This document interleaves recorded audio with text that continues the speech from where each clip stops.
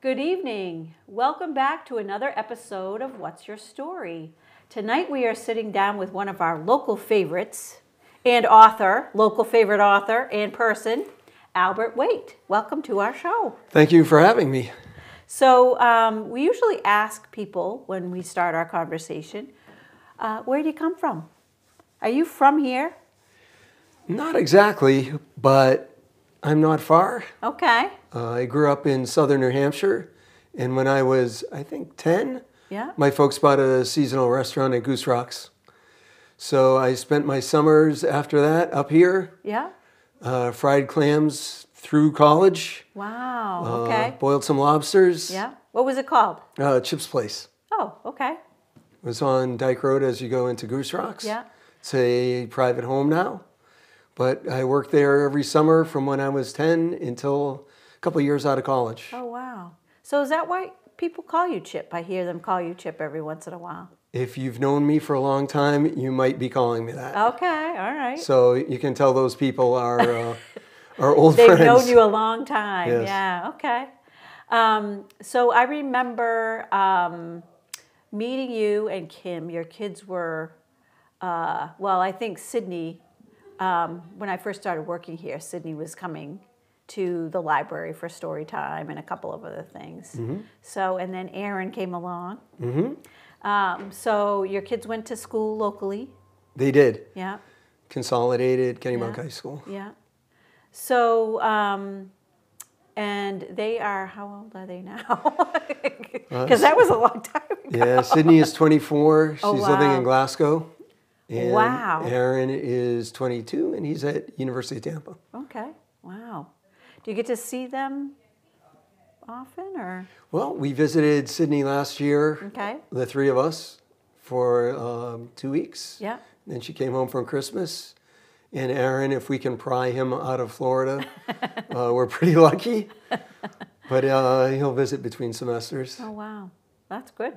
That's good. He's not a fan of the cold. So that's why he's there, yeah. As I'm getting older, I'm finding that, but the last couple years have been pretty mild around here, so hasn't been too bad. Or the winter that I knew as a kid Yeah. doesn't seem to exist anymore. I know, same here. Except in April. Yeah. So after you learned how to cook lobsters, clams, all that good stuff, did you stay in the restaurant business? Well, I tried to get out of it. Okay. When I graduated from college, a friend and I moved to San Diego because it was the furthest we could get away from here and still be in the United States. I stayed out there a couple years. I had to move back to run my family's restaurant, which Okay. we subsequently sold. Yeah. And after that, I picked up a bartending job, Yeah. part-time. So I've seen you at Hurricane. Right. Okay. This was the very beginning. It was at the Grist Mill. Okay. Oh, wow. Which people might remember Yeah. around here, which was a great restaurant. Yeah. And I was only doing it for a couple months before I did a European nightclub and barroom tour Oh, wow. with a different friend. Uh-huh. And when I returned from that trip, I had literally $3 in my pocket. My neighbor of my uncle's was looking for a bartender at Hampton Beach. Okay. So I started a part-time bartending job there while I looked for a real job. And I never, ever looked for a real job after that. So I bartended for 25 years while I played in bands and started Yeah. my writing career Yeah. and did that kind of thing. Yeah. So what inspired you to start writing? Is it something that you've always done, or? I can remember back as far as third grade, Okay. having creative writing Yeah. assignments were Yeah. the best part of going to school. I never really, I took both writing classes that were offered by my college. It wasn't a big writing place. I was a sociology major, which I really enjoyed. Yeah. And I found myself living in Boston a few years later in the late 80s. Yeah. I was playing in a punk band similar to the Ramones. We were called the Syphiloids. So I was having a great time doing that, but there aren't too many gray-haired three-chord guitar players out there. So I started getting into the writing again. Yeah. And I took a class at the Boston Center for Adult Ed in Okay. writing mystery fiction. Yeah. And the teacher of that class recommended Harvard Extension School. Okay. If I Yeah. was serious, which Yeah. I was. Yeah.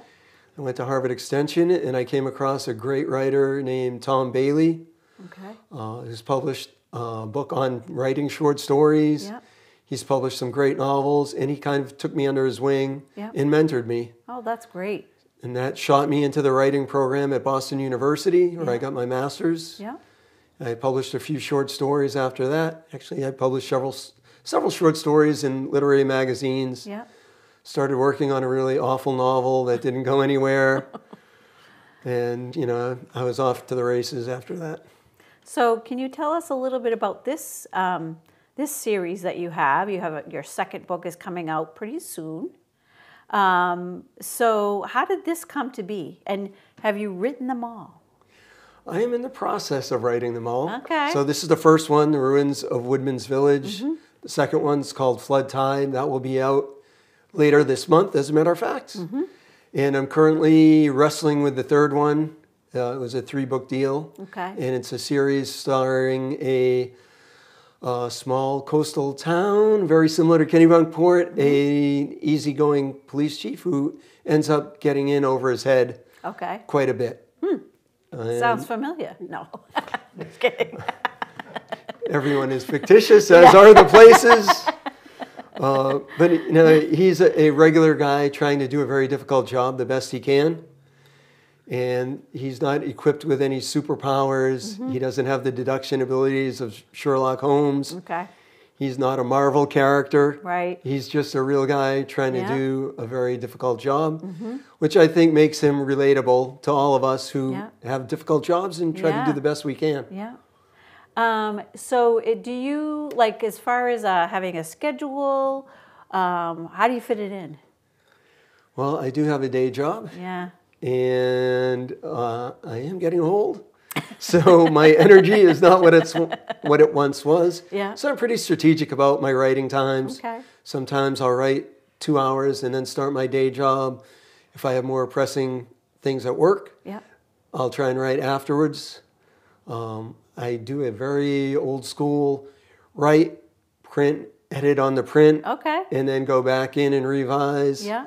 And I do a great deal of revision because my early drafts are usually quite horrible. Yeah. Well. Yeah. That's part of it, right? But it's fun. I really enjoy the rewriting part.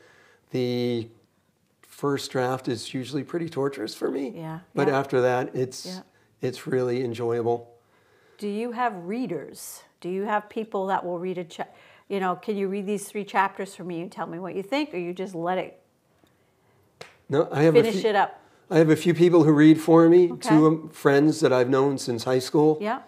who are pretty literate. I have another person I went to graduate school with. We'll read each other's stuff. Okay. And being a man, if there are some female-oriented, touchy areas, Yeah. I do have a friend who's a woman who's an excellent writer, Yeah. and I ship off areas that could be touchy that I want to make sure I get right, Yeah. that I don't have personal experience with. I'll have her look at them. Oh, that's great. That's great. And it's as far as like the marketing goes, do you find it as time goes on, like you have to do your own, right? Your own marketing and Very much so. yeah, Which- that's really changed. Unless you're David Baldacci or John Grisham or somebody that has really got, but they started somewhere. Right. But I think sometimes, these days, publishing houses don't seem to have a budget, a marketing budget. So it's really on you to peddle your stuff. Yeah, it is. So- And I'm very horrible at it. I don't think you're the only one. It's tough. It's really tough. I'm lucky that I have a friend, Doug Quintel, who's a professor at Emerson College. And he oversees a lot of their graduate Yep. social media classes. Yep. He was the lead singer of the Sif Lloyds. Oh, So I pull back, and he will give my books on occasion to his class as a social media project. Oh, wow. And they'll write up a social media plan for me, Yeah. which I wish I had time to execute as fully as I would like. But my marketing knowledge being limited, it's really a great help to have someone who knows what they're doing. Yeah. And some of his students are so sharp. So they've really done a great job I was for me. going to say, have you met them? Have you met the students? Yeah, some of the classes I met in person, others, now we're in the age of Zoom. Yep. I Zoom in with them. They're really so sharp. Oh, that's cool. So it makes it easier on me, Yeah. so I'm not just flailing around. Yeah, yeah. So I'm going to go back to your wife. Where did you meet Kim? I bartended with one of her friends. Okay. So we met in a bar. She was also a bartender at a different place. Okay. And yeah, we met. I started working with one of her friends. We were friends for quite a few years before we ended up getting together, Yeah. which was kind of a slippery slope at the time. But it all worked out in the end. Oh, yeah. Yeah. So how long have you guys been married? Oh, that's so Oh, I didn't mean to put you on the spot. close to 25 years, There I you would go. say. That's we, great. We got married here Yeah. in Kennebunkport Okay. before we were living here. Yeah. I had a martini at Allison's before the service. And we had a woman walking by asking, geez, who's getting married? And, my guys pointed to me. And she's like, you don't look too terrified. I'm like, well, I just had a martini. It's not going to be all bad. Which, by the way, you do make a really good martini. Well, I've had a lot of practice. So well, so Mike Kelly and our producer, we do enjoy our extra dirty martini now and then. But you do make a good one. I've had one over at Hurricane before. Well, thank you. With the little sidecar. So do you have a favorite drink that you make? Have you ever made one up that's yours? Well, when I was This at is the Al Waite special. At Hurricane, I did quite a few martinis for quite a few years. Okay. One of the ones that was a favorite of our customers, we called the K-Port cocktail. It was similar to a Cosmopolitan, but using Absolute Mandarin, fresh lime juice, and white cranberry. I've had one of those. Those were pretty good. And I originally came up with that recipe because Kim was a caterer, high-end special event caterer in Boston, and they needed a Cosmopolitan for a location. It might have been the Boston Public Library, which Okay. does a lot of events, Yeah, they do. where Yeah. they couldn't risk having a spot on the floor or on the rug, so she needed a clear one. Okay. We can't have that cranberry juice flying around the bookshelves. So I originally came up with that for her and adjusted it for Yeah. Hurricane. Yeah. That's one of my favorites that's on them. So I didn't realize that was yours. That's very creative. Yeah, I did it for quite a few years, and we had a lot of fun. I had a lot of help. I worked with a lot of good bartenders Yeah. over there. Yeah. And the chef, Jay, if I needed some kind of wacky syrup, he was fantastic and would come up with it for me. Yep. That's great. Are any of your characters people that you've waited on at the bar or out and about? I wouldn't say that, Okay. but you do take things from Yeah. certain people, like a mannerism or the way someone might say or do something. But it wouldn't be necessarily anyone based on like Okay. a real character. Okay. So so no one's come up to you to say, "Hey, that's me. I know it's me." No, I've had many readers come up and say, "Who is that? I know it's somebody." And they tend to not believe me when I tell them Yeah. no. So so this book that is coming out, you're going to be here in May. So we will.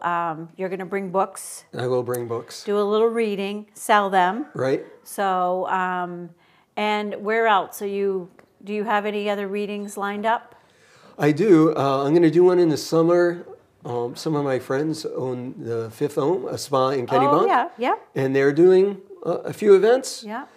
And we partner also with the Wine House on Main. I've heard about this. And Betsy Ross, the owner, not the flag maker, is fantastic. And she actually paired 3 wines that went with the ruins of Woodman's Village, this book, and I assume she'll be doing the same thing for Flood Tide, which is the next book that's coming out. And the wines were fantastic. The more people taste at these, the better I sound as a reader. Yeah. And a glass of wine beforehand doesn't really hurt my reading skills either. Well, I think that's genius. When I saw that you were pairing up with her to do that, I thought, what a great idea. More authors should do that. Maybe Absolutely. you started something. Well, it should be a trend because everybody, we all know book readings can tend to be a little dry unless you're Andre Dubuis or Richard Rousseau. Yeah. Right? Yeah. So might need all the help they can get. So a little vino goes a long way. They also started somewhere, though, don't Absolutely. you know? So yeah, it's not easy to get up in front of people, either. So, but we love your work. Well, thank you very much. We can't wait to hear when you're here in May the second story. So it'll be really fun. I think it's pretty good. As the ruins of Woodman's Village kind of looked at the lower end of society, this goes right to the top. Yeah, okay. Oh, hold it right up. Hold that book right up. There we go. Available everywhere. Fine print bookshops, Sherman's, and Amazon.com. Oh, there we go. There we go. Have you talked with Emma down at Lupin Books? I have not. She's taken over for Kristen Keenley. So Fine Print Books is sold. Okay. So I don't know if do you remember Dr. Wilson? I do not. Okay. So he's from right around here, and his daughter, Emma, is a school teacher and has bought the bookstore. So I would definitely go in and visit with her. Oh, absolutely. So I think, because she's a school teacher, I think she's going to be opening, probably opening pretty soon for the summer. I know that, all of Dock Square had some serious damage. So I know working through those things, but it'll be fun to, we're hoping that we can work with her and, promote our local authors as much as we can. So that would be great. I did a signing there during Prelude this year. Yeah. Which was fun. So it was probably right before, well, I don't know. I think she's been working there, so you might have met her. So as we get to wrap up our interview, we have like some one-word answer, rapid fire round. Ready for that? It. Okay. Favorite cocktail? Not to put you on the spot. Remy Martin. Okay. Favorite color? Green. Favorite flavor of ice cream? Mint chocolate chip. Okay. Favorite movie? The Man Who Shot Liberty Valance. Okay. Favorite book? You could say your own. That is a tough one. Yeah. How about this week? Favorite book this week? I could go different levels of favorite book. My favorite book of all time, Henry Miller's Tropic of Cancer. Okay. Not because of its subject matter or raciness, but when I read it as a teenager and young adult, it opened the door to a different way of life for me. Yeah. Other than I'm going to graduate from college, I'm going to get a job, I'm going to work 9 to 5. Yep. Which probably explains why I don't have a great retirement plan. Well. But it opened the door for me seeing a different way to live and, achieve in life. Good answer. Favorite place to read? Well, I like the front porch. Okay. With the sun, without the sun? Well, without the sun. Yeah. I find with the sun, 5 minutes later, I've moved one page and that's it. And coolest place you've ever been? Biarritz, on the coast of France. Okay.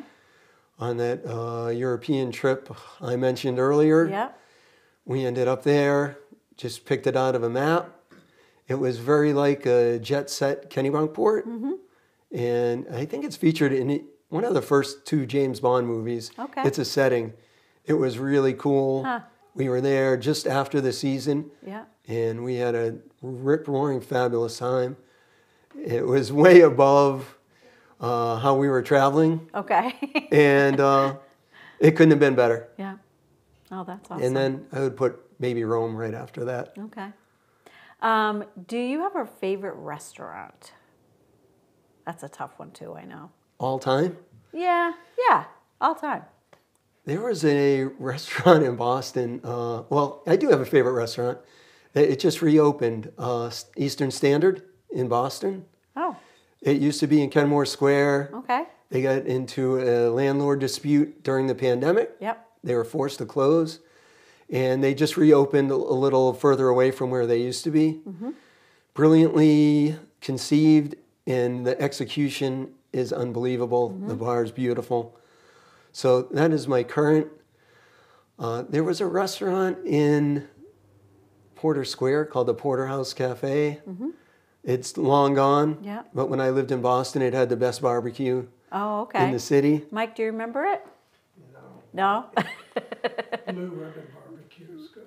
Yeah. Most people, I think, in Boston would have said Red Bones, but this Porterhouse Cafe was, That's cool. it was It's- unbelievable. It's fun to find those places. Yeah, yeah. And you just keep going back to them because it's tried and true and you know what you're going to get, right? So, well, thank you so much for sitting down with us. We wish you all the best with your next book coming out. And we can't wait for you to be here to do another reading. So we'll check that in May, put it on the, we'll put it on our website and have it on in the newspapers. I can't remember the date. It's the That- Thursday before Memorial Day weekend. Okay, yep. So the So- 18th or 19th or, Yeah, hopefully we catch some of that Memorial Day weekend action. Yeah, let's I'm hope sure so. people will be streaming to get here yes. a day Yes. ahead of time yes, for the reading. They will. Yes, they will. Thank you so much. Oh, it's my pleasure. Thanks for having me. Thank you all. Thank you to our, what do we call you now? Your executive producer? Executive producer, Mike Kelly. But thank you all for joining us, and we hope you have enjoyed listening to Al's story, and we will see you back here next time.